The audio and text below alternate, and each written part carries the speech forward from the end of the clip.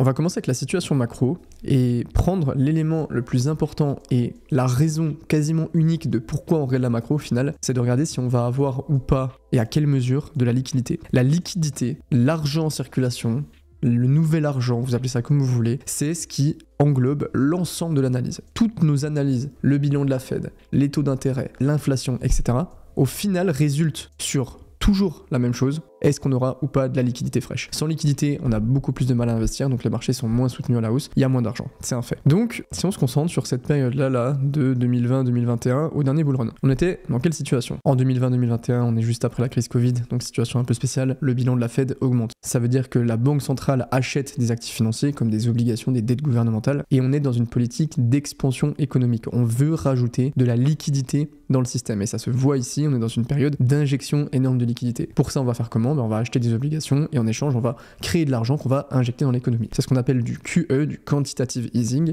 de l'assouplissement quantitatif. C'était le Covid, donc forcément, on était dans une période énorme d'assouplissement quantitatif et d'injection de liquidité, donc la Fed a injecté beaucoup d'argent pour faire tenir le système qui était à l'arrêt. Et si on regarde, au final ça a pris quand même un petit peu de temps dans le sens où on a eu le crash Covid, on a eu toute une session là d'injection de liquidité par la Fed et après il y a le temps que cette liquidité se déverse quelques mois plus tard, à peu près 6-8 mois plus tard, où on a commencé une belle ascension sur Bitcoin jusqu'à avril 2021 pour le premier top et le système en double top qu'on a eu en novembre 2021. En plus de ça, en 2019-2020, l'inflation était largement sous contrôle, on était en dessous des objectifs de 2% de la Fed, et forcément, elle a explosé après l'impression monétaire et l'ajout de liquidité absolument énorme. Résultat de tout ça, la liquidité augmente énormément.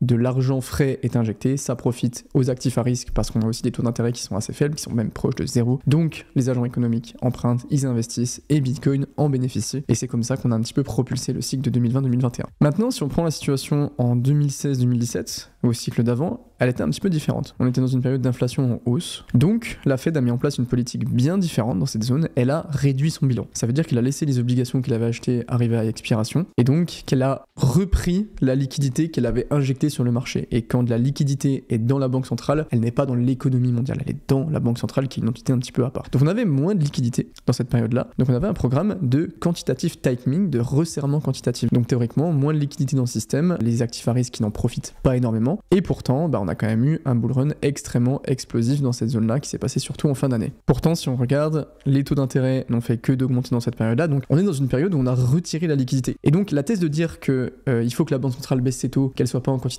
tightening pour que Bitcoin monte, pour qu'on ait de plus en plus de liquidité dans le système, en 2017, ça a un peu été invalidé parce qu'on était dans une période où théoriquement on voulait resserrer l'économie. Et en fait, ça rejoint ce que je vous ai dit, c'est que oui, on fait des analyses sur les taux d'intérêt, le quantitative tightening, etc. Mais toutes les analyses sont toutes dirigées vers une chose, la liquidité. Et si on regarde dans cette période-là, de 2017, la liquidité, la charte bleue, elle a fait que d'augmenter. Mais du coup, pourquoi elle a quand même augmenté? Parce qu'on a baissé les taux d'intérêt, donc théoriquement, il y a moins d'argent qui est injecté dans le système. En fait, l'objectif du quantitative tightening à cette période-là, c'était un petit peu de normaliser toute la politique monétaire qu'on avait vue après la crise de 2008, en venant doucement retirer quelques liquidités du système pour pas qu'on ait un gros choc. Et en fait, quand la Fed commence à changer un petit peu sa politique, à augmenter un petit peu les taux d'intérêt, elle passe de taux d'intérêt à 0% à des taux d'intérêt à 1,5%. Donc ça reste extrêmement sain et extrêmement propice au crédit. Donc forcément, il y a des gens qui continuent d'emprunter. Il y a un crédit à 1,5%. J'aimerais beaucoup qu'on en ait aujourd'hui. Et donc oui, on est dans une politique où on dit ok,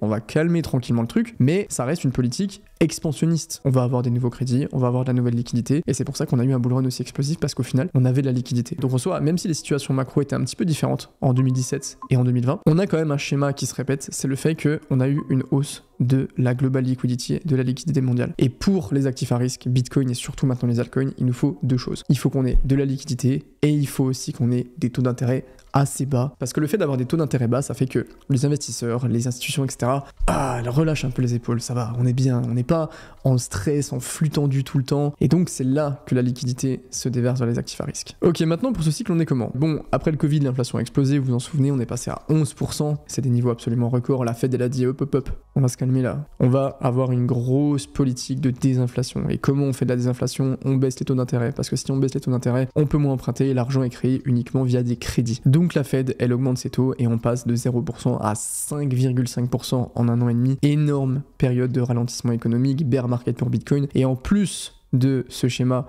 de hausse des taux. On a eu la totale puisqu'on a eu le bon vieux quantitative tightening où la Fed a énormément réduit son bilan de plus de 10 trillions, ce qui est absolument énorme. Donc on a beaucoup moins de liquidités injectées. Donc logiquement, on devrait avoir moins d'argent en circulation et on est dans un schéma qui est un peu différent des derniers cycles. Parce que l'argent ne coule pas à flot comme c'était le cas en 2017 et en 2021. Et si on regarde la liquidité mondiale, oui, on a eu cette baisse jusqu'à fin 2022 qui marque aussi le bottom de Bitcoin, d'accord, on n'est pas dans notre petit monde, Bitcoin est corrélé à la liquidité mondiale, ça se voit sur cette charte, c'est assez fou. Et donc les charts sont corrélés. Je suis d'accord sur le fait que les performances passées présagent pas des performances futures, ok, mais par contre, il y a des liens de cause à effet. Liquidité égale hausse des actifs à risque. C'est un fait, c'est le cas sur Bitcoin depuis plus de 10 ans et ça va continuer. Et donc aujourd'hui, on est dans un schéma d'augmentation de la liquidité mondiale qui augmente, vous voyez la M2 là qui passe 93, 94, 96, etc. Mais certes qui augmente un petit peu plus lentement. Mais du coup, si les taux d'intérêt font que d'augmenter et que la Fed réduit son bilan, pourquoi la liquidité mondiale elle augmente? Il y a plusieurs raisons à ça. Il y a la Chine qui imprime énormément, il y a les crédits privés, vu que la banque centrale elle prête moins, bah on va emprunter vers des entités privées. On a un mécanisme qui s'appelle le reverse repo qui montre en gros toutes les opérations où la Fed vend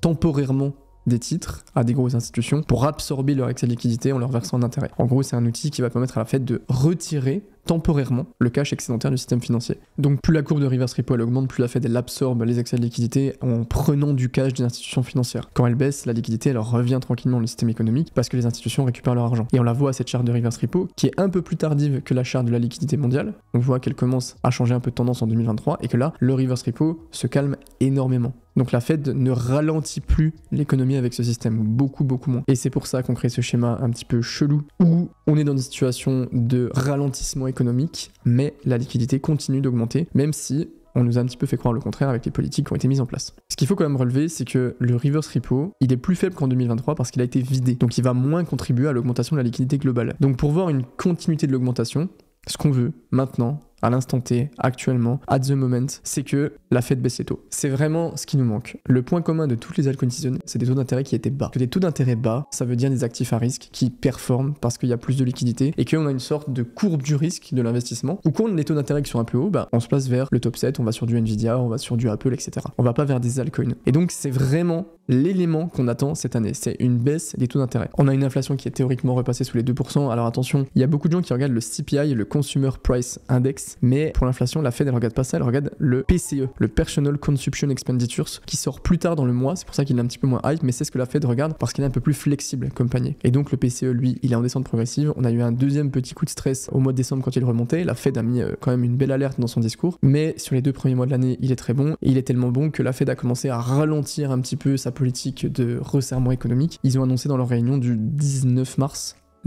je sais plus, qu'ils allaient ralentir tranquillement le quantitative tightening. Donc en gros, là, il laissait 25 milliards de dollars par mois arriver à expiration, donc il a retiré théoriquement ça. Là, ça va passer à 5 milliards pour potentiellement, ça par contre c'est des rumeurs, le stopper complètement dans l'année, ce qui serait très bon parce que ça enlèverait, comment on pourrait appeler ça, une sorte de pression baissière sur le prix. Donc on regarde les USA, mais dans les analyses macro, il faut commencer à de plus en plus, et ça va être le cas encore plus dans les 5-10 prochaines années, à regarder les copains d'à côté, la Chine. La Chine, elle a une politique extrêmement différente, elle baisse ses taux depuis 2022 et les taux sont actuellement à 3,1%. Derrière, on a le Japon qui a une politique un petit peu spéciale. C'est très personnel au Japon. Ils avaient des taux négatifs jusqu'à 2024, donc littéralement on vous donnait de l'argent pour emprunter et ils les ont augmentés à 0,5% actuellement, donc encore très faible. Donc d'un point de vue macro, est-ce que la situation est très différente? Oui et non. Il y a moins cette politique d'expansion économique qui était en 2017 le résultat des années d'avant de la crise de 2008 où on a voulu faire une grosse relance et on avait de l'argent un peu partout. J'ai déjà discuté avec des gens qui avaient des startups mais complètement claqués, qui disaient mais entre 2010 et 2020, tu pouvais lever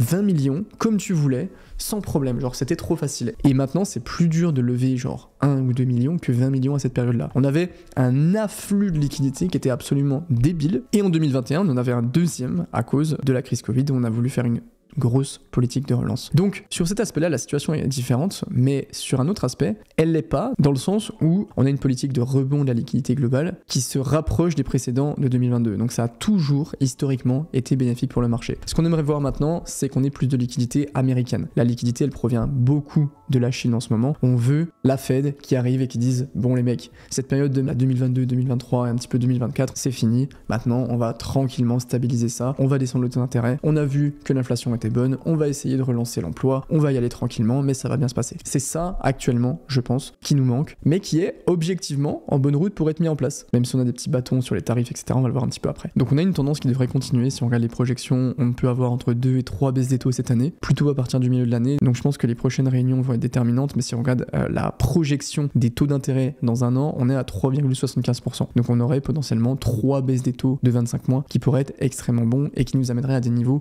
un peu plus propices aux actifs à risque. Et on le voit avec cette charte, la Hawkish-Dovish Index. Donc globalement, plus on monte vers le haut, plus ça veut dire que la Fed a un sentiment de politique restrictive pour l'économie, comme c'était le cas en 2023 quand on a eu la période de merde. Et on sent que là, tranquillement, on revient à des niveaux de stabilisation. L'idéal, ça serait qu'on soit tranquille d'un point de vue géopolitique pour que les choses puissent se passer correctement.